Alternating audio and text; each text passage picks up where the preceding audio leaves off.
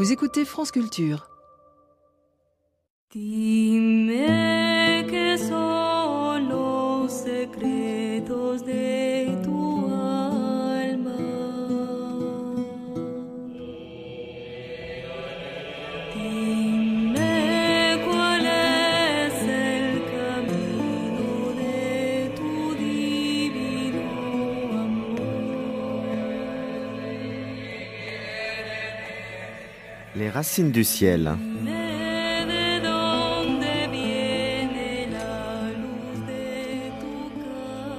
Une émission de Frédéric Lenoir et Lélie Anvar, réalisée par Véronique Villa, préparée par Marie Dalquier, avec à la technique Alain Joubert.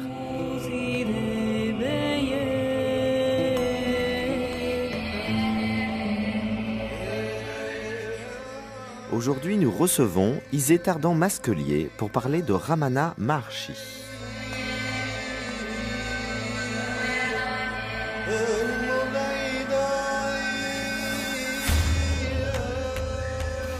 Isée Tardan-Masquelier, bonjour. Bonjour. Alors nous nous connaissons depuis longtemps puisque nous avons publié il y a une quinzaine d'années ensemble l'Encyclopédie des religions chez Bayard, mais vous avez fait beaucoup d'autres ouvrages. Vous êtes historienne et anthropologue des religions. Vous enseignez à l'Institut catholique de Paris l'introduction au monde hindou et histoire de la laïcité. Vous dirigez également l'école française de yoga qui forme des enseignants de yoga. Et vous avez publié entre autres chez Albin Michel Jung et la question du sacré, Les hindous, 1 milliard de croyants, et puis plus récemment, Ramana Maharshi, le libéré vivant aux éditions du Seuil. Donc c'est un livre qui présente des textes de Ramana Maharshi. C'est pour cela que nous vous avons invité cette fois-ci. Alors Ramana Maharshi, considéré comme l'un des plus grands saints du XXe siècle de l'Inde, peut-être avant qu'on parle... on va évidemment raconter un peu sa vie, le personnage, resituer un petit peu le contexte dans lequel il a vécu, de la société, des croyances indiennes, dans lequel ce grand saint est né. Oui, je pense que c'est essentiel pour le comprendre. Donc on est dans un contexte encore très traditionnel de l'Inde du Sud. C'est la région qu'on appelle aujourd'hui Tamil Nadu, l'État du Tamil Nadu, dont la présidence est Madras. Et Ramana Maharshi a vécu dans un milieu de petite bourgeoisie, si on emploie nos mots d'Occident, modeste. Il est né dans un gros bourg qui est près de la ville sainte de Madurai. Au début du XXe siècle. Il est né en 1879, donc on est encore très traditionnel. Et un monde de caste, il est né dans une caste d'importance moyenne dans la hiérarchie. Et il va d'abord à l'école du village. Donc on est dans quelque chose qui est tout à fait local, je dirais. Et en même temps... assez jeune, vers 15-16 ans, il va lire un ouvrage qui est surtout récité à cette époque-là, mais on le lit aussi, mais la parole orale est très importante, un ouvrage qui correspond à peu près à ce qu'est chez nous la légende dorée. C'est-à-dire un ouvrage qui raconte les vies à la fois historiques et légendaires des grands saints et des grands saints tamouls. Alors, cet ouvrage a été composé au XIIe siècle par un érudit shivaïte qui s'appelait Shekilar. Et donc, dès ce moment-là, Ramana Maharshi va s'inscrire dans une histoire qui, elle, est prestigieuse et qui dépasse largement la dimension locale. Donc, je crois qu'il faut avoir en tête ce double aspect, quelque chose qui va rester, on va le voir par la suite dans sa vie, qui va rester très implanté au Tamil Nadu, dans ce pays tamoul. Où il a toujours resté ou est-ce qu'il a voyagé, il est toujours resté Je dirais que là où c'est intéressant, c'est de mettre en regard Ramana Maharshi et Gandhi, qui sont presque contemporains. Gandhi est l'ascète qui marche et Ramana Maharshi est l'ascète qui est ancrée. Et qui est ancré dans un lieu où il va s'installer, très près de chez lui, qui est un lieu saint depuis un temps immémorial, qui est la montagne de Shiva, Arunachala, la montagne de feu, la montagne de l'aurore. Et il ne va plus en bouger. C'est donc les gens qui viendront à lui. Absolument. Absolument. Et je trouve tout à fait extraordinaire et très émouvant ces deux figures qui représentent deux aspects de l'ascétisme. Ils se sont rencontrés? Non, ils ne se sont pas rencontrés. Non, non. Il aurait fallu que Gandhi vienne à lui, effectivement. Il aurait fallu que Gandhi vienne à lui. En revanche, beaucoup des grands réformistes indiens qui vont former le premier gouvernement de l'Inde sont allés à Arunachala et ont reçu ses enseignements. Alors, vous avez sous-titré votre ouvrage, Ramana Maharshi, Le libéré vivant. Alors, grande question, est-ce que c'est un libéré vivant qui a accédé à l'éveil à un moment donné, qui s'est délivré? Vous allez d'ailleurs nous expliquer ce que ça veut dire que le libéré vivant. Ou est-ce qu'il a toujours été? On dit que certains sages sont nés quasiment libérés vivants, donc sans karma, sans un conditionnement tel que nous l'avons tous, qui est un poids. Et donc, qu'est-ce qu'il en est pour lui? Alors, je reviens à sa biographie parce que c'est là qu'on trouve les éléments. Il raconte plus tard, quand il est adulte, qu'il va avoir 3 chocs successifs, dont le 3e est celui qui va le libérer au sens fort du terme. Le premier, c'est un ascète ou un ami de la famille qui vient dans sa famille et qui prononce le nom d'Arunachala, la montagne sainte de Shiva, en disant sans doute qu'il en revient. Et là, le jeune Ramana tombe dans une espèce d'extase à cause de ce nom. Deuxième moment, c'est quand il a connaissance de ces vies de saints dont je parlais à l'instant. Et troisième moment, alors qui est le moment fondateur de sa biographie, il tombe dans une espèce de, on dirait, de catalepsie ou d'état étrange pour nous. Et il l'interprète comme étant l'expérience de la mort, une expérience consciente de la mort. Et il racontera plus tard que dans ce moment, il sent son moi empirique se détacher de lui. Il comprend que quelque chose demeure au-delà de ce moi et du corps qui n'est pas mortel. Alors on peut le comprendre intellectuellement, mais là, c'est quelque chose qui est de l'ordre de l'expérience et qui a une absolue évidence et certitude. Et il dit, c'est mon expérience de la mort, je suis mort tout en étant vivant. Lélie Anvar, bonjour. Oui, bonjour. Eh bien, je suis très heureuse que vous parliez de cette expérience inaugurale parce qu'en effet, un des textes qui m'a le plus frappé dans cette anthologie que vous proposez, c'est précisément ce texte dans lequel il raconte cette expérience et dans lequel on voit effectivement que c'est une expérience inaugurale parce qu'il prend conscience finalement de ce que c'est que le jeu. Et il y a comme ça quelque chose de très intéressant dans le fait qu'il dit « Je me suis rendu compte qu'en fait, le jeu, c'était pas mon corps. Jeu, c'est quelque chose qui englobe le corps, mais c'est quelque chose qui est au-delà. » Et ça me frappe beaucoup qu'il y ait une telle ressemblance entre ce qu'il dit de cette expérience et ce qu'on peut lire dans les expériences de NDE. C'est-à-dire les gens qui ont eu des NDE disent la même chose. Ils disent j'étais là, mais mon corps, c'était pas moi. La conscience est au-delà du corps. Absolument. Sauf que l'interprétation n'est pas la même. Absolument, l'interprétation n'est pas la même, mais c'est intéressant qu'il emploie quasiment les mêmes images. Et là, cette même idée que c'est quelque chose qui échappe au corporel pur, quoi. Mais en même temps qu'il l'englobe. Et bon, alors le texte est assez long, je vais juste lire la fin, qui est justement la conclusion. « Bien donc, me dis-je en moi-même, ce corps est mort. On le portera tout raide au champ crématoire où il sera brûlé et réduit en cendres. Mais avec la mort de ce corps, suis-je mort, moi? Est-ce que le corps est moi? Ce corps est silencieux et inerte, mais j'éprouve toute la force de ma personnalité et même le vocable « je » en moi-même, à part le corps. Ainsi, je suis un esprit, une chose qui transcende le corps. Le corps matériel meurt, mais l'esprit qui le transcende ne peut être touché par la mort.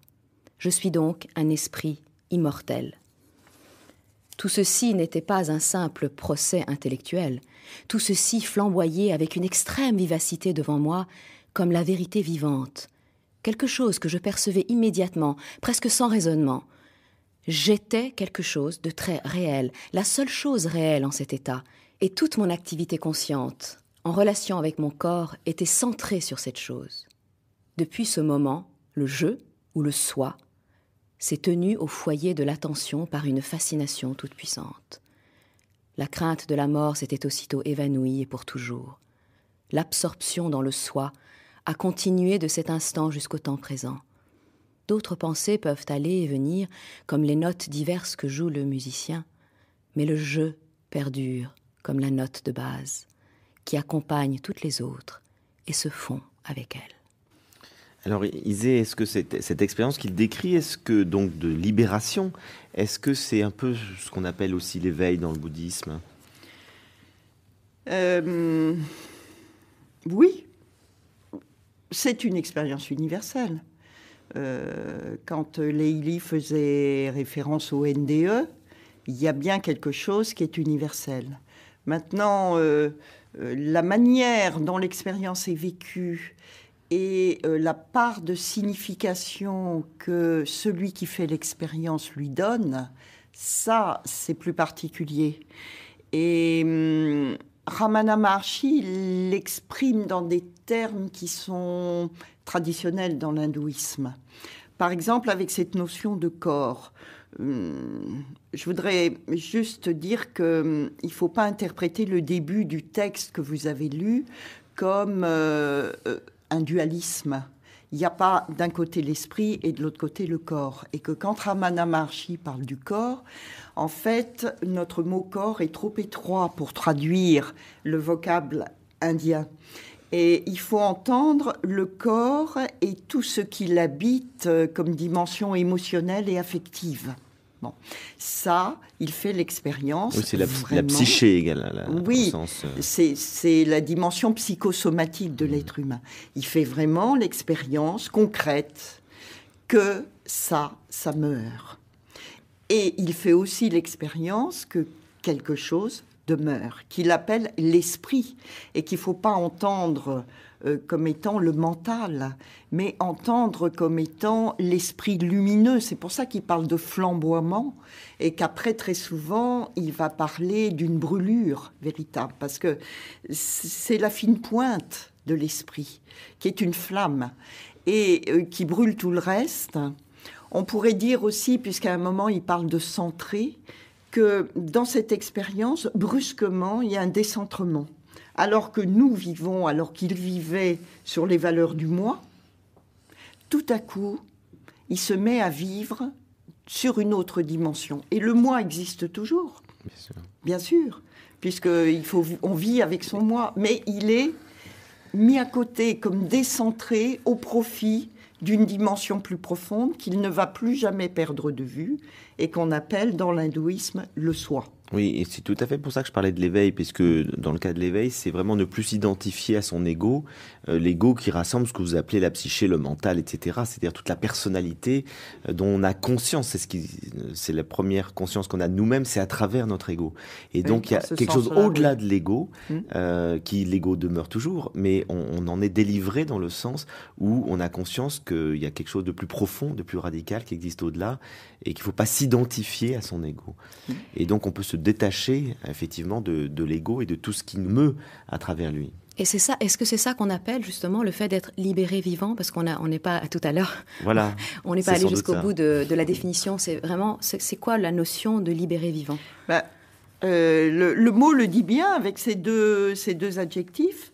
D'une part, on est libéré parce que cette expérience-là est libératrice. Au fond, il n'y a rien à ajouter. Sinon, un travail continue à faire pour que l'ego ne revienne pas. Mais dans le cas de Ramana Maharshi, beaucoup d'hindous pensent qu'il est arrivé au bout de la chaîne de ses renaissances. Il ne va plus jamais se réincarner. C'est pour ça que dans sa dernière vie, il est un grand saint ou un grand sage. Et il est vivant, mais en même temps, il est déjà libéré. Et cette vie... En plus, si j'ose dire, cette vie de surcroît, puisqu'elle est libérée, elle va servir aux autres. Et là, on retrouve la même notion que dans le bouddhisme, celle du bodhisattva, qui est déjà libéré, mais qui est là pour le bien des autres et pour témoigner que cette libération est possible. D'ailleurs, on utilise pour lui, j'ai toujours remarqué, les mots de sage et de saint. Alors qu'on parle plutôt des sages, en général en Inde. Et dites-nous pourquoi est-ce justement, on utilise très souvent le mot d'un grand saint le concernant, qui est un mot qui ressort plutôt du vocabulaire des monothéismes. Bon, je pense qu'il y a plusieurs raisons. D'abord, entre saint et sage, le vocabulaire est un peu flottant, ça dépend des auteurs. Bon, ensuite, Ramana Maharshi a suivi la voie de la sagesse, dont je pense que nous allons pouvoir reparler un peu plus tard, qui est celle du Vedanta. Mais en même temps, il avait une dévotion extrême pour Shiva. Et donc, il me semble que le mot saint convient bien à ceux qui sont dans la lignée dévotionnelle religieuse. De la bhakti, oui. Voilà. Donc, on pourrait dire, il est à la fois sage et saint, mais ces deux notions sont très, très proches.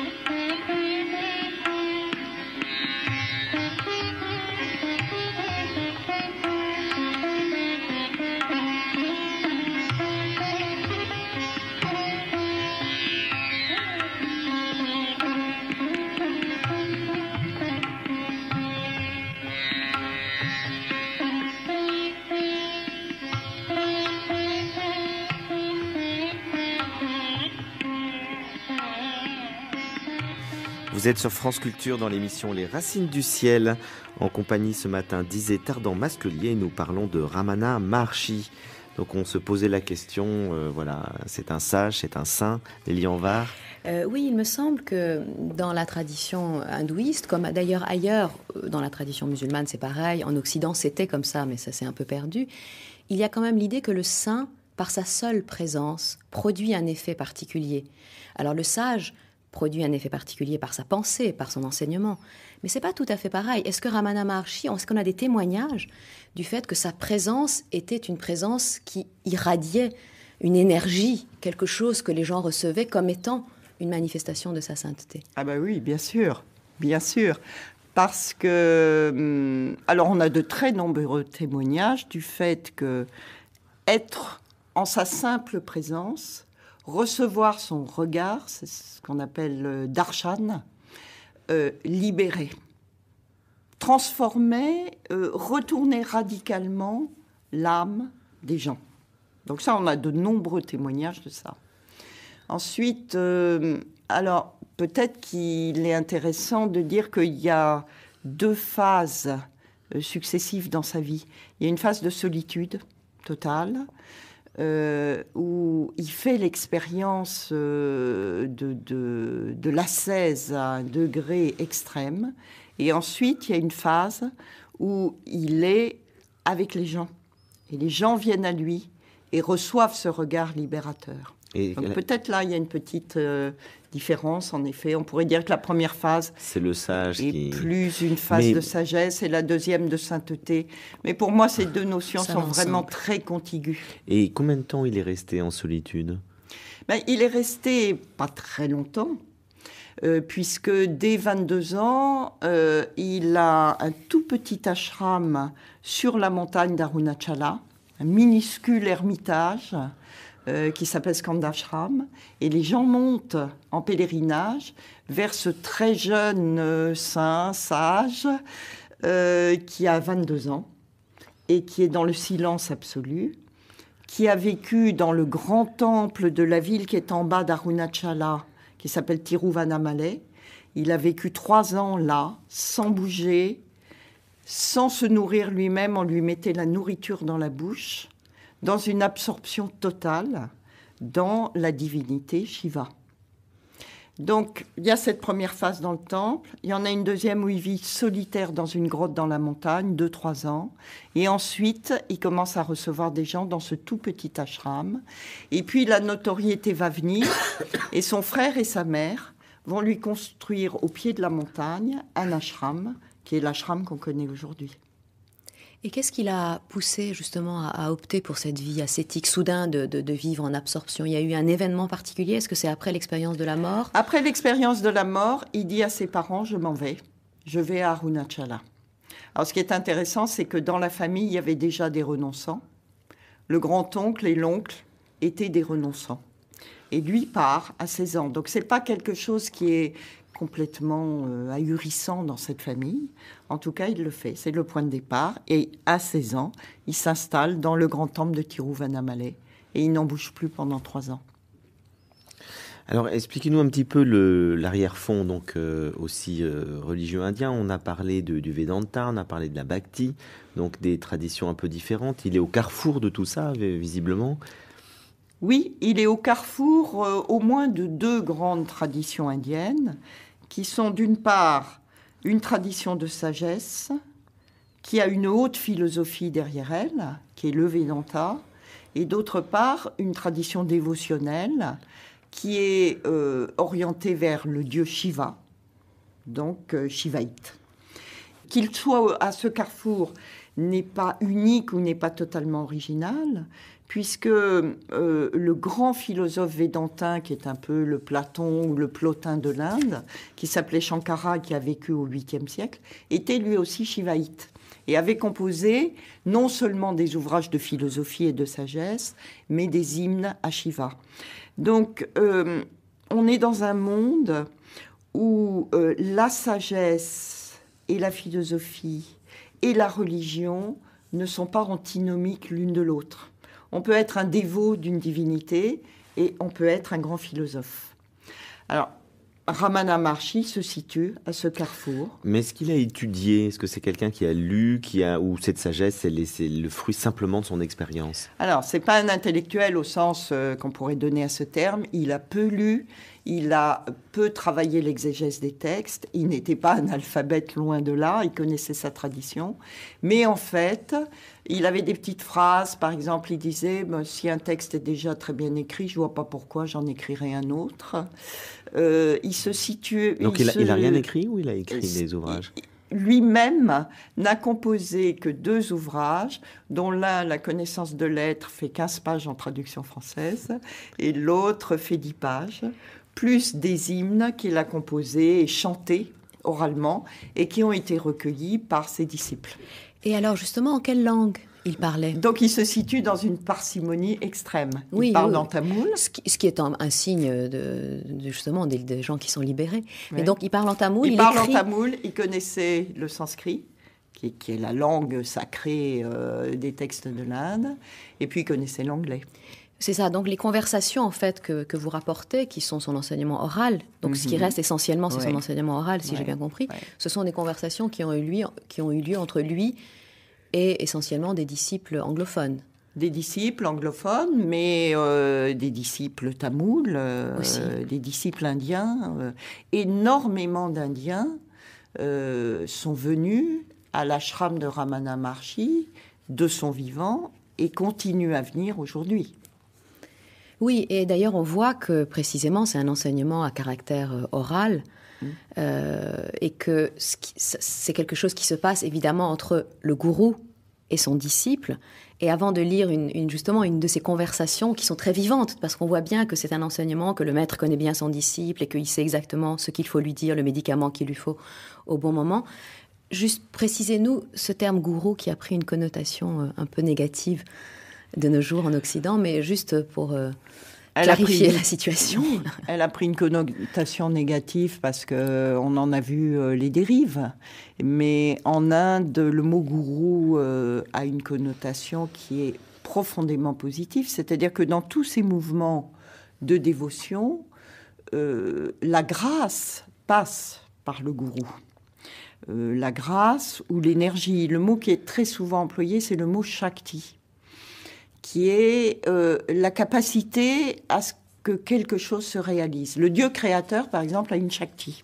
Sinon, le monde n'existerait pas, le cosmos ne viendrait pas au jour. Et bien de même, la transformation n'est possible que par la Shakti du gourou. Alors, il y a des êtres qui ont un accès direct. Par exemple, Ramana Maharshi, lui, n'a pas eu de gourou. Mais il va faire fonction de gourou pour tous ceux qui vont l'entourer.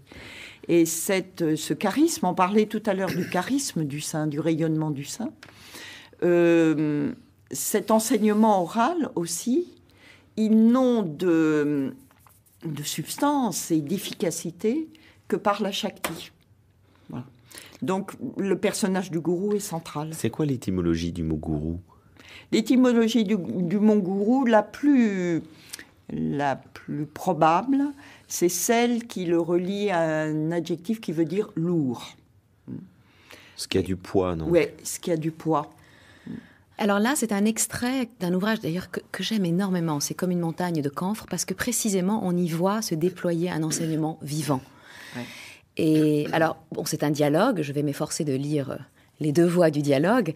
Mais il m'a semblé quand même très important qu'on voit que l'enseignement spirituel d'un maître vivant se fait toujours dans cet échange et dans cette connaissance qu'il a de son disciple. Il ne dira pas la même chose à deux disciples. Ce sera toujours différent, oui, selon celui qui lui pose la question. Un soir, alors que j'accompagnais Bhagavan en promenade, je lui demandais « Quand je médite, mon souffle semble s'arrêter dans mon estomac. Est-ce bien ?» Bhagavan répondit « C'est très bien. » Encouragé par ce commentaire positif, je lui posai une question complémentaire. « Si je continue de méditer, après cela, que va-t-il se passer ?» « Vous atteindrez le samadhi, répondit Bhagavan. Est-ce que samadhi signifie que l'on n'a plus conscience de quoi que ce soit demandai-je. Non, dit Bhagavan, la méditation se poursuivra sans effort. C'est ça le samadhi. Alors, qu'est le shaja samadhi demandai-je. Bhagavan répondit. Dans cet état, la méditation continuera sans cesse. La pensée « je médite » ou « je ne médite pas » ne se présentera plus. Je questionnais ensuite Bhagavan sur certaines périodes de ma méditation pendant lesquelles je n'avais conscience que d'un vide pénétrant toute chose. Parfois, on ne voit rien, dis-je. Est-ce bien ? Bhagavan parut ne pas approuver cet état. Au commencement, dit-il, il est préférable que les méditants restent conscients pendant qu'ils méditent. L'état de Sahaja Samadhi continuait de m'intriguer. Quelques semaines plus tard, je posai une autre question à ce sujet. Peut-on pratiquer le Sahaja Samadhi dès le début ? Bhagavan répondit qu'on pouvait le faire. Mais comment pratiquer ? Il n'y a qu'une sorte de samadhi, répondit Bhagavan, et non plusieurs. Demeurer temporairement dans la réalité sans aucune pensée, c'est le nirvikalpa samadhi. Demeurer en permanence dans le soi sans l'oublier, c'est le sahaja samadhi. Tous les deux procureront le même bonheur.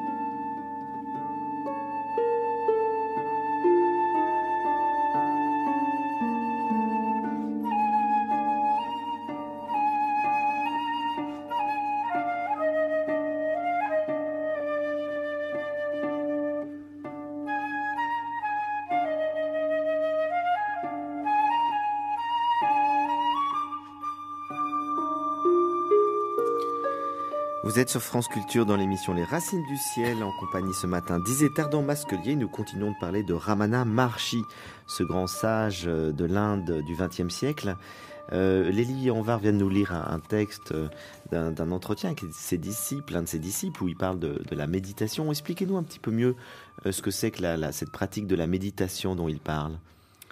Alors, je ne vais pas rentrer dans des détails trop techniques, mais qu'est-ce qui se passe ici? Il est avec un disciple qui est assez cultivé pour avoir lu des textes qui parlent des différents degrés du samadhi, c'est-à-dire des différents degrés d'un état qu'on traduit généralement par extase en français, mais que Mircea Eliade traduisait lui par enstase, avec ce mot en, in latin, qui indique une intériorité, c'est-à-dire se tenir au plus profond de l'intérieur de soi et pas à l'extérieur. Bon. Donc, les saints et les sages indiens faisaient l'expérience de cet état, des différentes étapes ou de ces états successifs. Et au fond, l'enjeu du texte, c'est de cerner ce que pourrait être un état de samadhi qui est permanent parce qu'il est sahaja. Et sahaja en sanskrit, ça veut dire spontané. C'est-à-dire qu'il n'y a plus d'effort. Bhagavan le dit très bien. Il n'y a plus d'effort, il n'y a plus de volonté personnelle. Ce samadhi, il est là, dans la vie, il est en permanence présent et il se vit comme en fond d'écran à travers tous les aléas de la vie. Mais ça, c'est la conséquence de l'état de libération. Absolument. Mais ça peut se travailler. C'est aussi ce qui est dit dans ce texte. S'il y a des étapes, c'est parce qu'il y a un chemin. Sinon, il n'y aurait pas d'étapes. Et donc, il y a des conditions qui sont essentiellement intérieures, qui sont aussi un peu extérieures. C'est-à-dire que si vous vivez dans un état d'agitation permanent, si vous vivez, vous travaillez dans des conditions qui sont très difficiles, vous n'allez pas atteindre le samadhi. Il vaut mieux vivre, il vaut mieux avoir des conditions de vie un peu retirées et un peu calmes, mais ça se vit dans la vie, dans l'existence. Bon. Les conditions sont donc essentiellement intérieures. Et pour atteindre cette profondeur et cette permanence dans le samadhi, il y a des exercices. Et des exercices qui sont multiples. Et l'Inde a été extrêmement créative dans ce domaine. Il y a tous les exercices autour de la respiration et du souffle, de vie, plus largement que la seule fonction respiratoire. Il y a tous les exercices corporels, les postures du yoga ou autre chose, qui servent à une chose. Une seule chose, je dirais, c'est obtenir le calme du corps de telle manière qu'on puisse rester dans une immobilité et à ce moment-là atteindre à une concentration d'abord, puis une méditation de plus profonde et enfin cet état de méditation permanente. Donc, le texte dit deux choses et il joue de deux choses. D'abord, le samadhi, dans son expression la plus grande chez le libéré vivant, c'est un état permanent. Et chez les autres, en fait, c'est aussi un état permanent, mais les autres ne s'en aperçoivent pas. Et il faut donc qu'ils fassent usage de leur volonté. Il faut qu'ils fassent un travail pour accéder à cette spontanéité. Voilà. Donc les deux choses sont dites, elles peuvent apparaître contradictoires, mais elles ne sont pas contradictoires. Oui, là, on comprend quel est le but de tout le chemin spirituel Ouais. pour l'Inde. Oui. C'est effectivement d'avoir accès à ce qui est déjà présent, cet état d'éveil qui est en nous. Mais il y a un travail à faire pour aller vers lui, pour le laisser émerger. En un sens, il n'y a pas de chemin, puisque tout est Tout déjà est là. là. Mhm. Ce soi profond, il est déjà là. C'est ce que Ramana Maharshi découvre dans l'expérience de la mort. D'un coup, un rideau se déchire, en quelque Comme sorte. un nuage qui s'en va. Voilà. Donc, d'une part, on peut dire que c'est déjà là, il n'y a rien à chercher. Et d'autre part, du fait de l'état d'obscurité et d'ignorance dans laquelle nous sommes, du fait de, Shankara aurait dit dans le Vedanta, de la surimposition du moi Oui. sur le soi profond. C'est un des concepts fondamentaux de Shankara. Du fait de cette surimposition, alors il y a un travail constant et énorme à fournir, qui est le travail de l'ascèse et du détachement. Et aussi, on voit que donc la fonction du gourou, c'est finalement de réveiller chacun à lui-même et non pas de lui imposer une autorité. Oui, de et l'extérieur. aussi de soutenir l'énergie dans ce travail, qui est un travail qui est Gaudapada, qui était un des maîtres de Shankara, donc qui a vécu, on ne sait pas très bien, peut-être au VIe siècle, disait ce travail, c'est comme essayer de vider l'océan avec un brin d'herbe. Oui, et alors ce qui est intéressant aussi, c'est qu'il est très bienveillant. Il voit bien que ses disciples ont des difficultés, et parfois ils se trompent, etc. Et à chaque fois, il n'a jamais un côté, comment dire, il ne les rabroue pas. Il essaye vraiment d'entrer dans cette... de comprendre la difficulté. Hein. Voilà. Il est un accompagnateur sur le chemin. Alors il dit oui, c'est très bien. Il dit quand même les choses qui lui plaisent pas. Par exemple, cet état d'obscurité dans lequel est le disciple, est-ce normal? Il dit non, ça, je ne l'aime pas beaucoup, ça.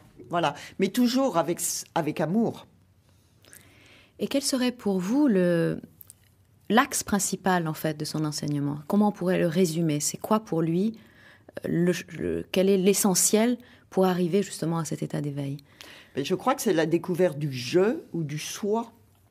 Donc à nouveau la connaissance de soi. Ça va plus loin que la connaissance de soi, je pense. On a deux mots qu'on est obligé d'utiliser. Le soi, dont on a fait un nom finalement, mais qui est juste l'indication qu'il faut se réfléchir à l'intérieur de soi-même pour découvrir cette dimension profonde. Donc le mot soi, qui est impersonnel, ou le mot « je » qui est personnel. Et Ramana Maharshi utilise les deux alternativement, on pourrait dire l'un pour l'autre, pas tout à fait. Dans un cas, il indique en effet cette dimension qui est au-delà de toute personne, qui est neutre, en sanskrit on va dire Atman, soi. Ou bien alors, il indique une dimension d'une personne qui est une personne qui a rejoint la divinité personnelle Shiva et qui s'exprime à la première personne. Pour prendre la parole, il faut dire « je ». Mais ce « je » là n'est pas le « moi », il est le soi. Alors, ici, étant masculin, je sais que vous êtes aussi une très bonne spécialiste de Jung. Et je me suis souvent posé la question... Est-ce qu'on peut faire un parallèle entre ce qu'on vient de dire sur l'hindouisme, la découverte du soi au-delà du moi, au-delà du je, avec ce que Jung appelle le processus d'individuation, c'est-à-dire la découverte d'un soi profond, au-delà finalement aussi de notre moi psychique immédiat? Oui, je passe mon temps à me poser la question. Alors, Jung a été très frappé par la notion de soi, la notion indienne du soi. Et très tôt, il a travaillé des Upanishads qui parlent, donc qui sont ces grands textes qui sont à l'origine de cette notion d'Atman, de soi. En même temps, donc il y a des ressemblances et des rapprochements évidents. Et on peut dire que dans le chemin que fait le libéré vivant, il y a ce processus d'individuation. Peut-être que pour l'Inde, pour ce que vivent des gens comme Ramana Maharshi, le processus d'individuation est inclus dans quelque chose de plus vaste, dans une dimension métaphysique qui a trait à l'être avec un grand E et à l'existence, est inclus aussi dans une dimension dévotionnelle qui n'existait pas chez Jung. D'un côté, on aurait le processus d'individuation qui couronne une psychanalyse, et de l'autre, on aurait le processus d'individuation qui ne serait qu'un aspect parmi d'autres d'une libération qui est métaphysique. Et alors, puisqu'on parle de soi et d'individuation, une autre question que je me suis posée en vous lisant, enfin en lisant à travers vous, grâce à vous, Ramana Maharshi, c'est quand même une certaine absence de l'autre. C'est centré sur le travail individuel. Quid des autres? Que deviennent les autres? Que devient le commandement d'amour qui est si présent, par exemple, dans le christianisme? On ne le sent pas tellement dans ça. Donc, c'est quoi? Quelle est son éthique? Quel est son rapport aux autres, au La place monde? de l'amour. Voilà. Bon. Alors, L'amour du prochain s'entend, bien sûr. Je suis contente de pouvoir discuter de ces questions avec vous parce que je crois qu'il y a des grands malentendus. Bon, d'abord, dans la métaphysique du Vedanta, la libération, c'est la découverte qu'il n'y a plus d'altérité. Tout est un. Alors, on peut dire il n'y a plus d'autre. Bon, ça, c'est un premier point qu'il faut poser. Ensuite, au niveau existentiel, eh bien, j'existe face à des autres. Mais je suis reliée à eux par le fait que eux, comme moi, sont des soi incarnés. Et donc, eux, comme moi, participent de cette unité. C'est-à-dire que sous un certain regard, ils sont différents de moi et je suis différent d'eux. Et sous un autre regard, nous sommes tous un, par cette dimension profonde qui est celle du soi. Bon. On a souvent cru que le Vedanta ainsi effaçait toutes les différences et orientait sur un travail qui est un travail individuel, certes, ça, il oriente sur un travail individuel, mais qui n'était que pour soi. Or, quand vous entrez dans la dimension la plus profonde, il n'y a plus de travail pour soi-même ou pour l'autre. Vous entrez dans une dimension d'universalité. Et le travail que le sage fait pour se libérer, c'est un travail qu'il fait à la fois pour lui et pour les autres. Et l'amour, au sens védantin du terme, se situe précisément là. Il est beaucoup moins un écoulement affectif, bien que les gens témoignent que le regard de Ramana Maharshi était un regard d'amour qui coulait sur eux et qui leur donnait une jouissance au sens très profond du terme qui était inouïe. Bon. Mais l'amour, au sens fort du terme, il n'est pas dans une dimension affective, il est ancré dans le un. L'idée que au plus profond, il n'y a que l'unité. Donc c'est un point de vue différent, par exemple, de celui de la mystique chrétienne, mais je dirais qu'il n'est pas contradictoire avec lui. Oui, et je vous ai d'ailleurs choisi quelques extraits de ce fameux hymne à Arunachala. Je suis contente que vous ayez prononcé le mot « un », parce que ce qui m'a énormément frappé dans ce texte, c'est cette notion d'unicité qui pourrait faire croire, s'il y avait le nom d'Arunachala, qu'il s'agit d'un texte soufi, par exemple. C'est vrai qu'il y a une sorte d'unité, même l'hindouisme est réputé être un polythéisme, mais là, on est dans quelque chose qui est vraiment l'un absolu, une quête de l'un absolu. Et ce qui est intéressant, c'est qu'il nous explique dans ces hymnes qu'en réalité, l'un est l'origine et par conséquent aussi le point de destination, et que tout se résout finalement dans l'océan de l'unité. Et là encore, c'est une image ô combien employée par les grands poètes soufis. Chercher Dieu en t'ignorant, toi qui es être et conscience, reviens à aller chercher l'obscurité avec une lampe.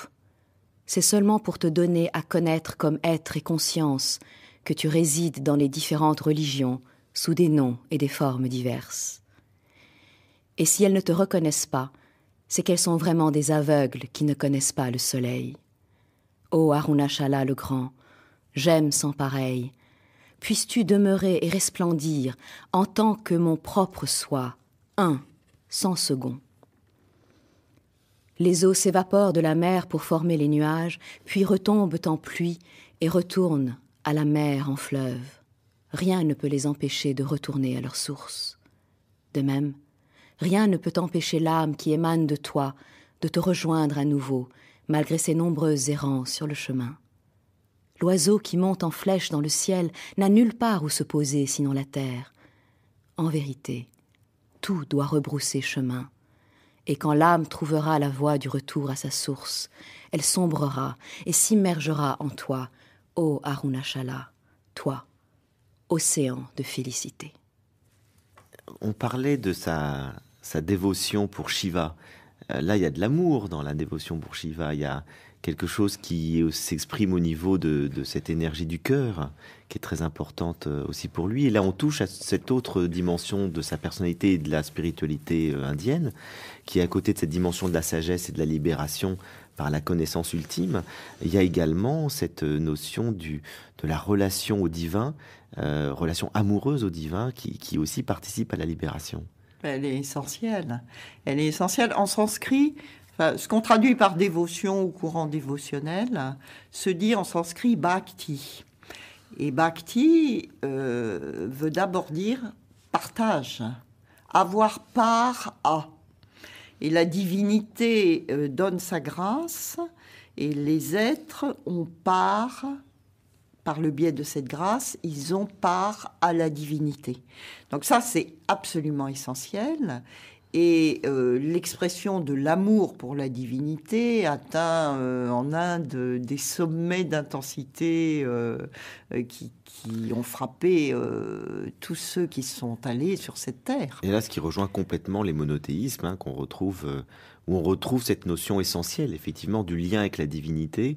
Et Ramana Maharshi lui-même parlait de la divinité. On le voyait comme on a pu connaître d'autres grands sages indiens qui étaient là en état extatique, c'est-à-dire on les sentait en communion avec ce divin. Est-ce que c'est quelque chose qui était palpable chez lui ou c'était beaucoup plus discret ? Alors, c'était une dimension plus discrète que chez certains sages, chez certains dévots ou mystiques qui ont des expressions presque baroques, je dirais, de la chose. Oui, voilà. On pense à Ramakrishna qui était vraiment un extatique extrême. Non, Ramana Maharshi est plus modéré. Sauf en ses débuts où il vit dans le temple de Tiruvannamalai, donc cet état d'extase permanent. Ce qu'il dit dans le texte et ce dont il témoigne plutôt, c'est d'un mouvement qui a été permanent en Inde, qui est de à la fois prier tous les dieux de l'hindouisme. On est dans un polythéisme, et un polythéisme extrêmement foisonnant, puisqu'on peut toujours créer de nouveaux dieux ou de nouvelles formes divines.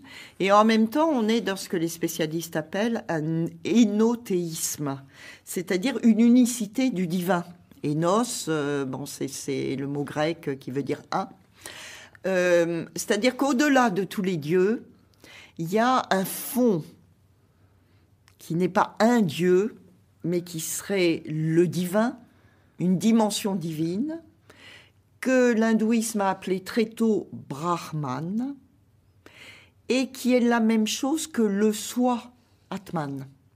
Et lorsque le libéré vivant vit cet état spontané d'adéquation totale à son propre soi, au soi vivant en lui, alors il est aussi le Brahman, la dimension divine qui est présente dans tous les dieux. Et Ramana Maharshi, c'est comme ça qu'il communique, si je puis dire, avec Shiva. C'est dans cette unité retrouvée.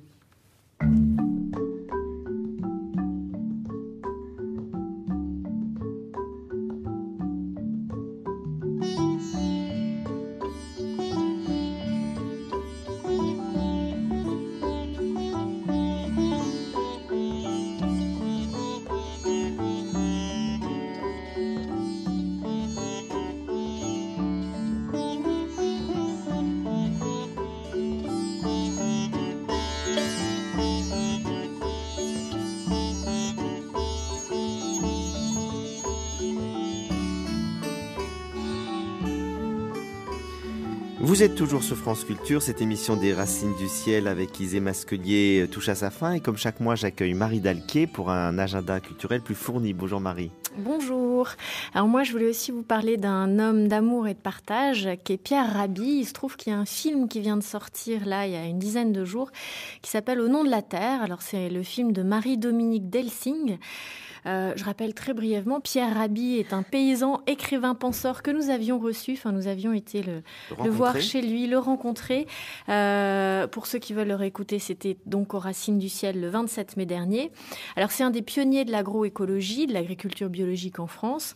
Et puis, depuis 40 ans, en fait, il propose une alternative agronomique qui est basée sur le respect de la vie, qui replace essentiellement l'être humain dans sa responsabilité à l'égard du vivant.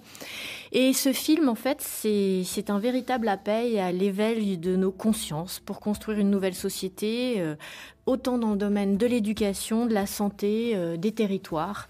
J'ai trouvé qu'en tout cas, il avait une vraie force, ce film, c'est-à-dire qu'il arrive à nous aider à trouver en nous-mêmes notre rôle de guérisseur, notre rôle de résistant, essentiellement dans le but de transmettre le meilleur de nous-mêmes à nos enfants. Alors, on va vivre à travers l'itinéraire de Pierre Rabhi. Alors, on va du désert algérien à l'UNESCO, on passe par sa ferme dans les Cévennes, les centres de formation des jeunes agriculteurs au Burkina Faso, les monastères orthodoxes en Roumanie. Et on est sous le charme de la capacité d'action de cet homme, finalement, à fédérer, à révéler le meilleur des hommes. Alors c'est un film hautement spirituel qui parle de la pureté et de la fécondité de la vie, avec un langage poétique, des mots et surtout de la beauté des images. On est tout le temps baigné dans la lumière du petit matin ou dans la fin de journée, la lumière de fin de journée. Marie-Dominique Delsing, qui est donc la réalisatrice, nous ouvre vraiment à cet homme qui est au fond un hyperactif. Il a vraiment une soif infinie de partager avec les autres, mais elle nous plonge aussi dans la douceur, dans la lenteur de ses gestes, tout simplement quand il travaille la terre. Le Ramana Maharshi des Cévennes. Voilà. Vous le connaissez, Ilse Masquelier ? Non, je ne le connais pas personnellement, mais évidemment, j'ai lu ses livres et bon, je sais que c'est un très grand monsieur. Oui, alors, ce qui est intéressant aussi, c'est que c'est un homme très rigoureux. Et les gens avec qui il travaille aussi, du chef d'entreprise au stagiaire, c'est donc pas le hasard si derrière ce film, la réussite spirituelle est aussi due à la société de production, qui est une toute petite maison de production qui s'appelle Adalios, qui est dans un tout petit village de l'Ardèche, et qui travaille depuis 10 ans sur la transmission et sur le passage à l'âge adulte. Voilà, je vous conseille donc d'aller voir ce film, Pierre Rabhi, Au nom de la terre, à voir au cinéma. Merci beaucoup Marie et merci à vous Isée Tardan-Masquelier pour être venue nous parler de Ramana Maharshi, Le Libéré Vivant, texte choisi aux éditions du Seuil, Voix spirituelle. Merci beaucoup. Merci.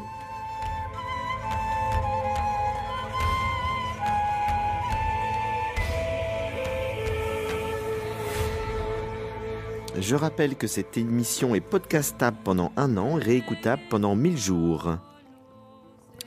La semaine prochaine, nous recevrons Christophe Fauré pour parler de la transition du milieu de la vie et du processus d'individuation. Dans quelques instants, vous retrouvez le journal de 8 heures. Très bon dimanche à tous.